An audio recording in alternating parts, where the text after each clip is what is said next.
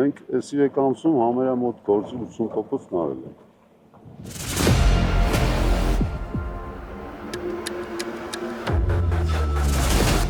Կառավարությունը գյուղացու մասին մտածում է գյուղացու համար ջրամբար կառուցելով, ոչ թե գյուղացու ռոռոկման ջրի խողովակները հանելով եւ պետական պաշտոնյաների համար հեկեր կառուցելով։ Գտնվում ենք Այգեհատ գյուղի վարչական տարածքում, որտեղ ջրային կոմիտեի պատվերով եւ պետական բյուջեի ամբողջական ֆինանսավորմամբ կառուցվում է օրվա կարգավորիչ ջրամբար 50,000 խորանարդ մետր տարողությամբ։